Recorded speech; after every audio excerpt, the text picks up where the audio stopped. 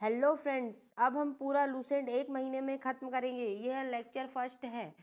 इसमें static GK की marathon class है। एक ही वीडियो में पूरा लूसेंट ख़त्म किया जाएगा। अब लूसेंट लगेगी आपको आसान। नमस्कार, रामा एकेडमी में आपका स्वागत है। आज हम चर्चा करेंगे लूसेंट के जीव विज्ञान के टॉपिक की। एक ही वीडियो में अब संपूर्ण जीव विज्ञान खत्म होगा। यह वीडियो एमपीपीएससी के स्टूडेंट के लिए अति आवश्यक है। साथ ही एमपीपीएससी प्री की यूनिट 7 इसके द्वारा कवर की जाएगी। तो हम स्टार्ट करते हैं बिना किसी देरी के।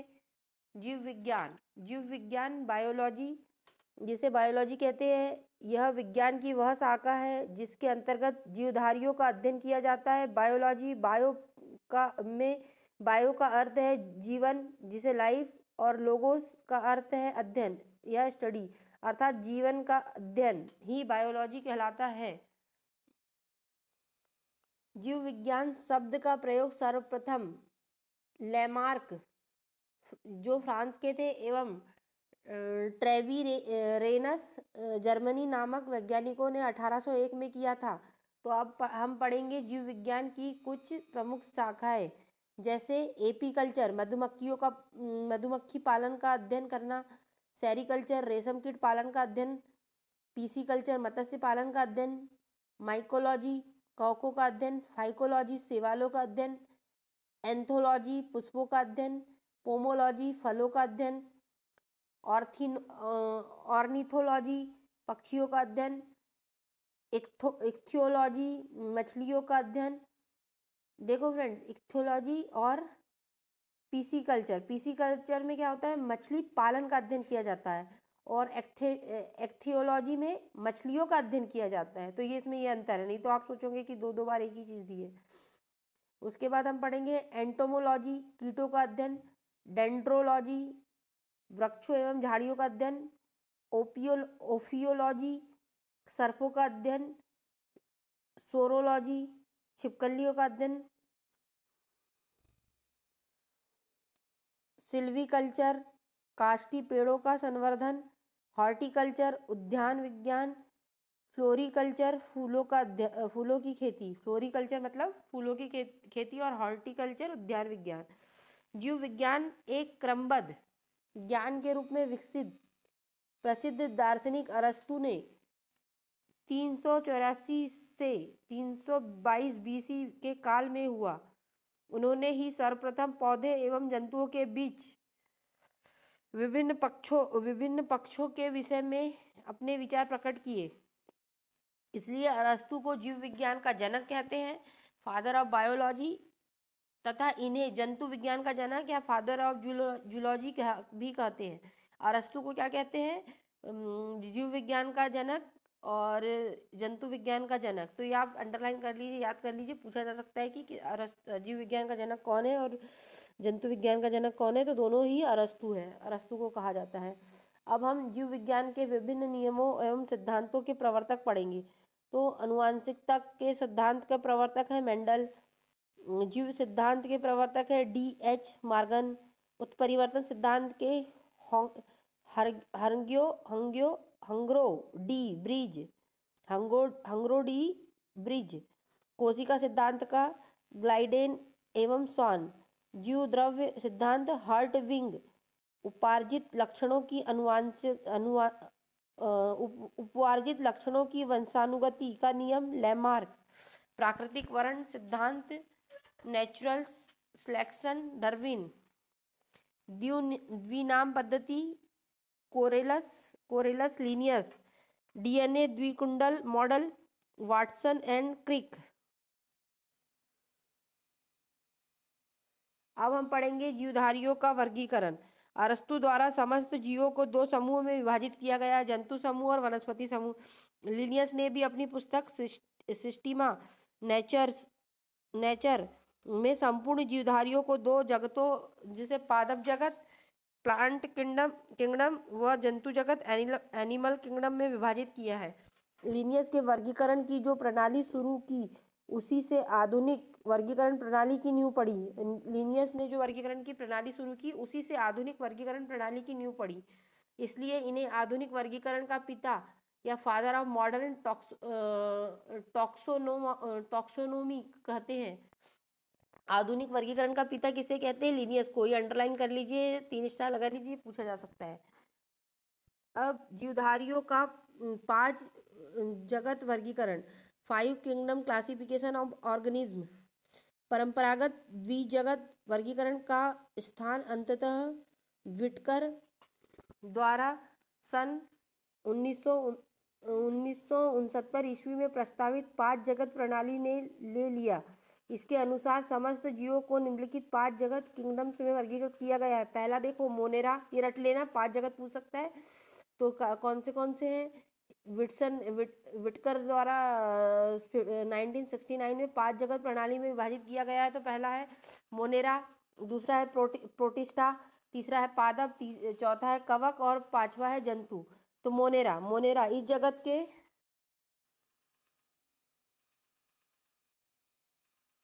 तो देखिए अब हम पढ़ेंगे मोनेरा। इस जगत में सभी प्रोकैरियोटिक जीव अर्थात जीवाणु, साइनोबैक्टीरिया एवं आर्की बैक्टीरिया सम्मिलित किए जाते हैं। तंतुमय जीवाणु भी इसी जगत के भाग है। प्रोटिस्टा, इस जगत में विविध प्रकार के एक कोशिकीय प्रायः जलीय यूकैरियोटिक जीव सम्मिलित किए गए हैं। पादप एवं जंतु के बीच स्थित युगनीला इसी जगत में है। युगनीला पूछा जा सकता है कि कौन से जगत में है, तो प्रोटिस्टा जगत में है। यह 2 प्रकार के जीवन पद्धति प्रदर्शित करती है। सूर्य के प्रकाश में स्वपोषित एवं प्रकाश के अभाव में इतर पोषित का इसके अंतर्गत साधारणतया प्रोटोजोआ आते हैं। पादप, इस जगत में प्रायः सभी रंगीन बहुकोषीय प्रकाश संश्लेषी उत्पादक जीव सम्मिलित है। शैवाल, मांस, पुष्पीय तथा अपुष्पीय बीजीय पौधे इसी जगत के अंग है। कवक, फंगी, इस जगत में वे यूकैरियोटिक तथा परपोषित जीवधारी सम्मिलित किए जाते हैं जिनमें अवशोषण द्वारा पोषण होता है और ये सभी इतरपोषी होते हैं। ये परजीवी अथवा मृतोपजीवी होते हैं। इसकी कोशिका भित्ति काइटिन नामक जटिल शर्करा की बनी होती है। जंतु, अब हम पढ़ेंगे जंतु मतलब एनिमल। इस जगत में सभी बहुकोषीय जंतु समभोजी होलोजोइक यूकैरियोटिक उपभोक्ता जीव सम्मिलित किए जाते हैं। इनको मेटाजोआ भी कहते हैं। हाइड्रा, जेलीफिश, कृमि, सितारा, मछली, सरीसृप, उभयचर पक्षी तथा स्तनधारी जीव इसी जगत के अंग है। नोट में दिया गया है, जो भी नोट दिए उसे स्टार लगा लीजिए और याद कर लीजिए। वर्गीकरण के आधार पर इकाई जाति है, स्पेसीज है। अब जीवों के नामकरण की द्विनाम पद्धति। तो 1753 ईस्वी में कैरोलस लिनियस नामक वैज्ञानिक, जिन्हें वर्गीकी का जन्मदाता फादर ऑफ टॉक्सोनोमी भी कहा जाता है, ने जीवों के द्विनाम पद्धति को प्रचलित किया। इस पद्धति के अनुसार प्रत्येक जीवधारी का नाम लैटिन भाषा के 2 शब्दों से मिलकर बनता है। पहला शब्द वंश नाम जेनेटिक नेम तथा दूसरा शब्द जाति नाम स्पेसिक्स नेम कहलाता है। वंश एवं जाति नामों के बाद में उस वर्गीकीविद वैज्ञानिक का नाम लिखा जाता है जिसने सबसे पहले उस जाति को खोजा या जिसने इस जाति को सबसे पहले वर्तमान नाम प्रदान किया। जैसे मानव का वैज्ञानिक नाम होमो सेपियस लिन है। वास्तव में होमो उस वंश का नाम है जिसकी एक जाति सेपियस है। लीन वास्तव में लीनियस शब्द का संक्षिप्त रूप है। इसका अर्थ यह है कि सबसे पहले लीनियस ने इस जाति को होमो सेपियस नाम से पुकारा है। ठीक है, तो अब हम आगे पढ़ेंगे। कुछ जीवधारियों के वैज्ञानिक नाम। मनुष्य मेन होमो सेपियस, आम का मैंगीफेरा इंडिका, मेंढक का फ्रॉक्का राना टिंगेरिना, धान का जिसे राइस बोलते हैं और ऑरिएजा सविता, सतीवा, कैट का फेलिस, डोमेक्टिका, विट का ट्रिटिकम, स्वीवम, डॉग का कैनिस फैमिलियर्स, मटर का पीसम सविटियम, गाय का बॉस इंडिकस, चना का ग्रेम जिसे बोलते हैं सीसर आरिटीनम, मक्खी का मुस्का डोमेस्टिका, और सरसों का मस्टर्ड जिसे बोलते हैं ब्रेसिका कंपेस्ट्रिक्स। ठीक है, तो अब हम आगे पढ़ेंगे कोशिका विज्ञान। कोशिका विज्ञान के अंदर हम पढ़ेंगे जीवद्रव्य, प्रोटोप्लाज्म। जीवद्रव्य का नामकरण पुरकिंजे के द्वारा 1839 में किया गया। यह एक तरल गाढ़ा पारभासी लसलसा वजन युक्त पदार्थ है। जीव की सारी जैविक क्रियाएं इसी के द्वारा होती है, इसलिए जीवद्रव्य प्रोटोप्लाज्म को जीवन का भौतिक आधार कहते हैं। जीवद्रव्य दो भागों में बटा हुआ है, कोशिका द्रव्य और केंद्रक द्रव्य। कोशिका द्रव्य को बोलते हैं साइटोप्लाज्म, यह कोशिका के केंद्रक एवं कोशिका झिल्ली के बीच रहता है, और केंद्रक न्यूक्लियोप्लाज्म, यह कोशिका के केंद्रक के अंदर रहता है। जीवद्रव्य में 99% भाग निम्न चार तत्वों से मिलकर बना होता है। तो पहला है ऑक्सीजन, इसमें सबसे ज़्यादा होता है 76%, कार्बन 10.5%, हाइड्रोजन 10%, नाइट्रोजन 2.5%। जीवद्रव्य का लगभग 80% भाग जल होता है। जीवद्रव्य में अकार्बनिक और कार्बनिक यौगिकों का अनुपात 81:19 होता है। मतलब कि इसमें अकार्बनिक पदार्थ 81 होते हैं प्रतिशत, और कार्बनिक पदार्थ 19% होते हैं। कोशिका सेल, कोशिका जीवन की सबसे छोटी कार्यात्मक एवं संरचनात्मक इकाई है। ये अंडरलाइन कर लीजिए, पूछा जा सकता है कोशिका क्या है, तो कार्यात्मक जीवन की सबसे छोटी कार्यात्मक एवं संरचनात्मक इकाई है। एंटोन वान लीवेनहॉक ने पहली बार कोशिका को देखा, वह इसका वर्णन किया। कोशिका के अध्ययन के विज्ञान को साइटोलॉजी कहा जाता है।